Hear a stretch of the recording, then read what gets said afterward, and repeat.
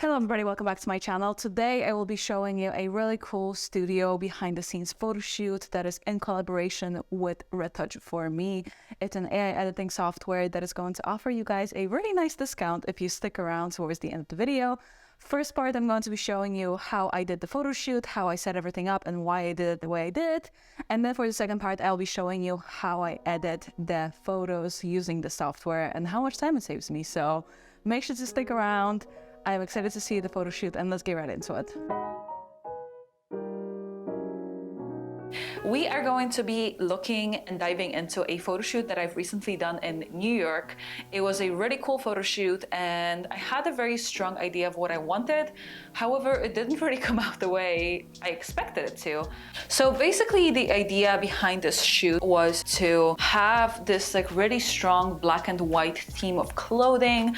I wanted really nice lighting that was actually gonna be studio continuous light. However, when we got to the studio, I booked it on Peerspace and it didn't really have the lighting that I hoped it would. The lighting was way weaker and the sun was beaming in, as you can see. It was super strong. So it just wouldn't work. It was very yellow. It was barely visible with how strong the light was everywhere else. So I decided to just bite the bullet and take the photos using the light that I have available, which, shocker, I know I do it all the time, but I just wanted to show you that sometimes you can create a really nice photo shoot with relatively very little effort or money. This studio was, I think, maybe around $30 an hour and I booked it for 3 hours, so I literally got it done in under $100. Originally, the idea was to have the images in black and white. As you guys know, I don't really do a lot of black and white. However, for this particular one, I thought it would look pretty nice. Once I saw the photos, I really fell in love with how soft and golden they looked when I color graded them the way I would usually do. However, I will show you some examples of the black and white just so you can see what it looks like, and maybe you can let me know if you prefer the black and white or if you prefer the color.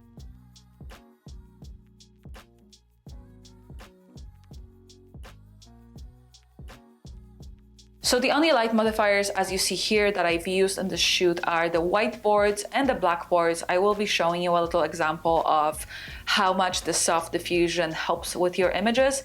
As you see here, the light was pretty harsh. It was coming from the side. So we were working with light that was getting progressively harsher. Thankfully, we were shooting this in the winter, so it wasn't too bad. Saying that, this is the first look that we shot. I was adamant to stay on a wider lens. To be honest, I kind of wish I had like a 20 instead of my 24-70. The extra few millimeters really make a difference. And as you see here, I just wanted super long legs. My idea was to kind of almost make it look unrealistic. I don't ever Photoshop my models to look different than they are. However, with this one, I kind of really wanted to almost elongate her legs a little bit, just to give it a bit more of a dramatic feeling. And that's not because I think her legs are short or anything. I just thought for the style of the image, I just wanted it to be almost kind of like slightly unrealistic and super dramatic and super elongated. If I had the 20 mil, that's the kind of effect I would have gotten anyway. So without using the lens, I just used my Photoshop to basically elongate the legs. Wait, we have to overthink. I'm slipping. I don't have this. Oh, wait. No, this is impossible.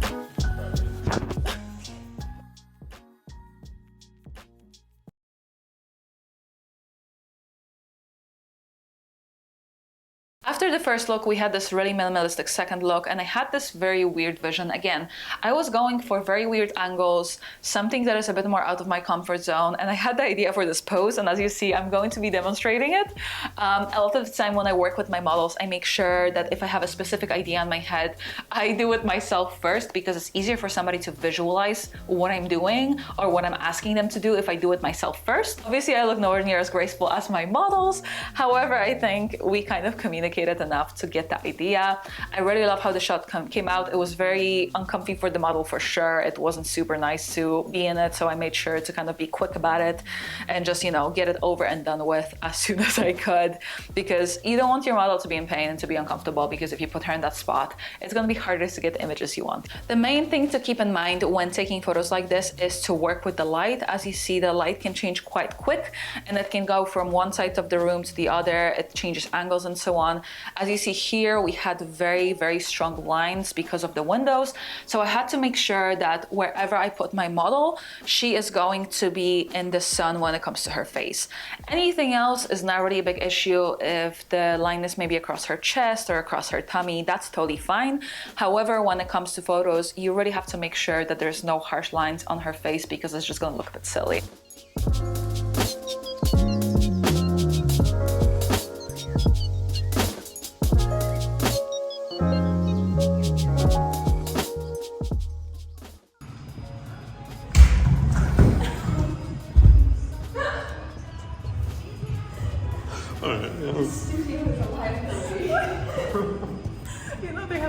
Another thing that I always do is whenever I look at my photos, I always try and expose it for the model's face and skin tones. So if it means like here where the image is really bright, I would underexpose the images for the skin and not overexpose for the shadows, because I know I can lift the shadows relatively pretty easy, and I can't do the same with highlights. Once the highlights are burnt and they are lifted too much, it's very, very hard to bring it back, and it gives the skin this kind of like weird yellowy kind of nasty tone that I really don't like. So I always make sure to get that straight first. Last look, we had this really cool body and this really long trench coat. I wanted something super strong, and with all my poses I was trying to just get that androgynous energy, to have that, you know, really low angle as well, because that helps to portray, you know, the subject as really powerful. So I had my model kind of almost standing above me. I was going pretty low on the ground, and that also helps you elongate the limbs as well, kind of as I mentioned earlier, without having to Photoshop anything.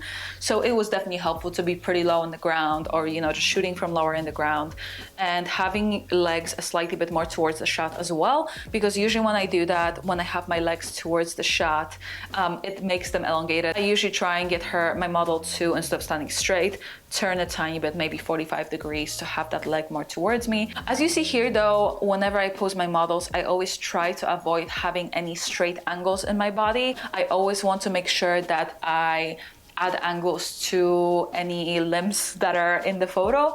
So for example, I'll get my model to bend her elbows or bend her knees. You just don't really want these straight lines, because it tends to use pretty uncomfortable, and it doesn't really look great on photos, and it kind of takes away from the image, I feel like.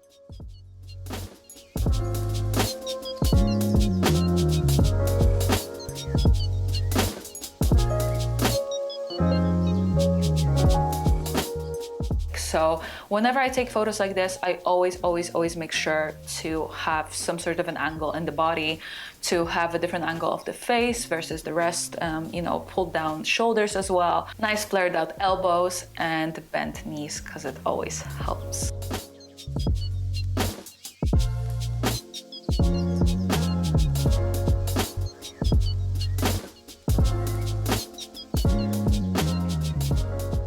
Okay guys, so now let's get into the retouching part. As I mentioned, this video is in collaboration with Retouch4Me. They're an awesome AI-driven software that helps you edit your photos.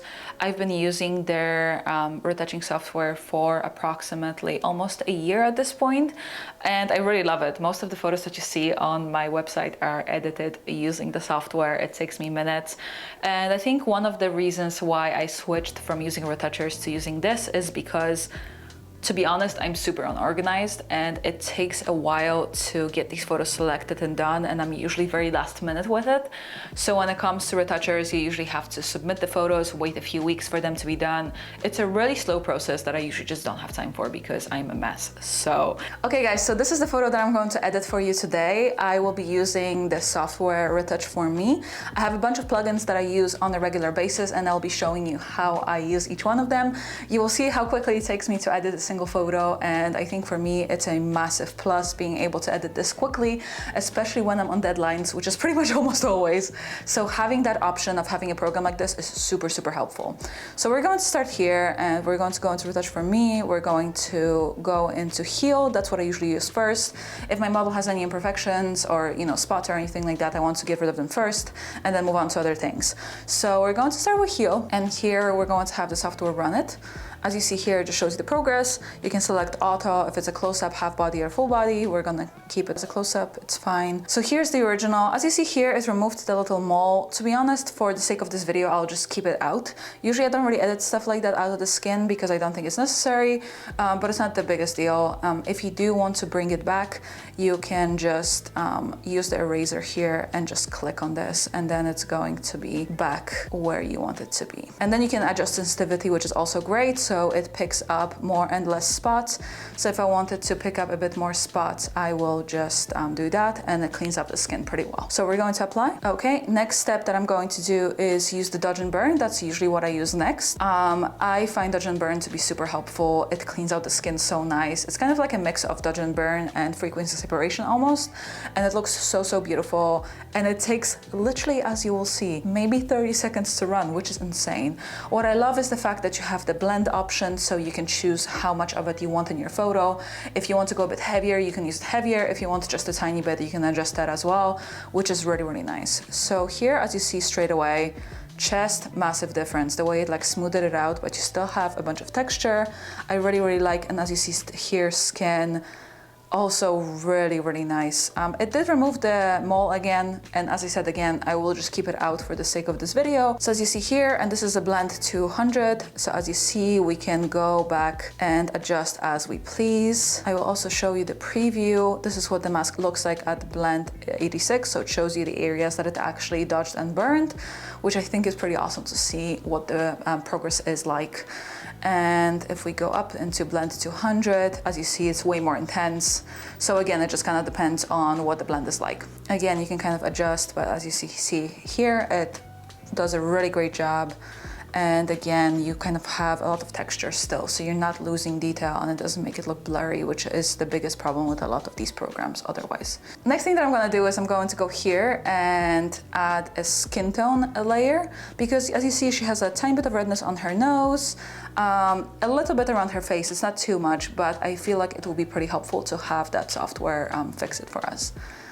So as you see here, this is the after, and I love how it looks. Any redness that was on her chest, that was on her nose, is completely neutralized, which is amazing. So this is the original, as you see, and this is the full on blend. This is way too much, but when you meet kind of in the middle, it's pretty perfect if you ask me. It's neutralized a lot of the red, and it turned the skin tone a bit more orangey, but it looks really, really nice. So I definitely love it as well. Okay, we can even go a bit lower. Finally, one last thing that I'm going to do is I'm going to go into portrait volumes. And this is something that I don't use a lot, but in a traditional sense, it's more like a dodge and burn, where it highlights and shadows certain areas. So as you see here, if you go super extreme, you're going to have a really crazy kind of highlight and shadow map, which I don't really want. So I'm going to go and maybe edit it, or maybe put the blend at maybe 18. Let's see how it looks like. Original. So as you see, it's super subtle, which is kind of what we want. As you see, it just adds a tiny bit of highlights and shadows. You can kind of, again, see here what the program has done. So, okay, so as you see here, this is the before and this is the after. Look at the after, how much more even the chest is, how nicely the face looks. There's no oranges or yellows. The skin tone is way more unified, which I love. And overall, it just looks great. So I definitely am a fan of this.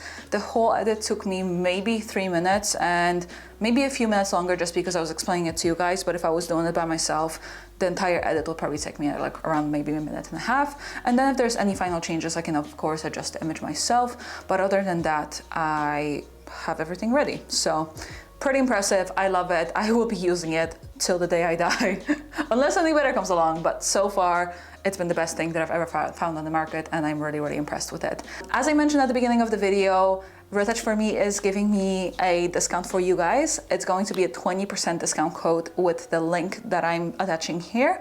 So you can go into the website and use my link, and it's going to give you a 20% off to try out the products. And I think they're pretty affordable as they are, so it's definitely worth checking out. Okay guys, that's it for today. Thank you so much for watching the video. I hope you enjoyed it. I hope you enjoyed me showing you how I use the program, and I will see you guys next time.